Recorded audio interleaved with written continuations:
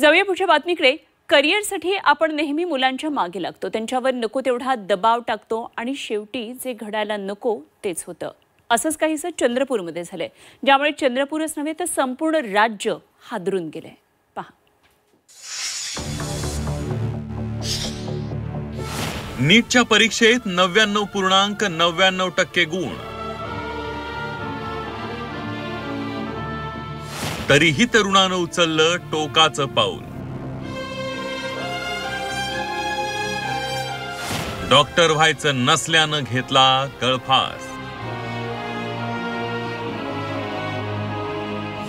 चंद्रपूरच्या नवरगावातील हा अनुराग बोरकर नीट UG 2025च्या परीक्षेत त्यानं 99.99% गुण मिळवले।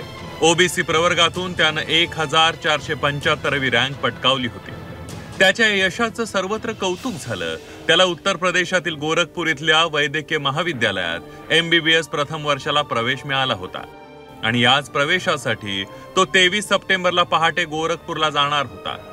मुलगा डॉक्टर होऊन घरी येणार म्हणून त्याचे आई वडील सुखात झोपले, मात्र प्रवेशाला जाण्यापूर्वी अनुरागनं टोकाचं पाऊल उचललं आणि गळफास घेऊन जीवन यात्रा संपवली। जगाचा निरोप घेण्यापूर्वी त्यानं सुसाईड नोट लिहिली आणि त्यात मला डॉक्टर व्हायचं नाही असं नमूद केलं होतं। अनुराग बोरकर याने एक सुसाईड नोट सुद्धा घटनास्थळावरून मिळालेली आहे।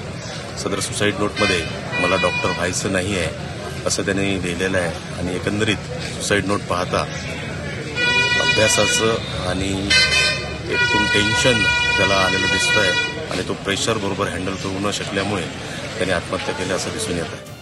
अनुरागचं 10वी पर्यंतचं शिक्षण सिंदेवाही इथल्या देवयानी इंटरनॅशनल स्कूलमध्ये झालं होतं।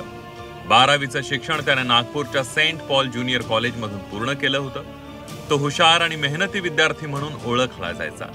कठोर परिश्रमातून त्यानं नीट परीक्षेत यश मिळवलं होतं, मात्र अभ्यासाचा दबाव आणि या भीतीमुळे त्यानं जीवन संपवण्याचा टोकाचा निर्णय घेतल्याचं बोललं जात आहे।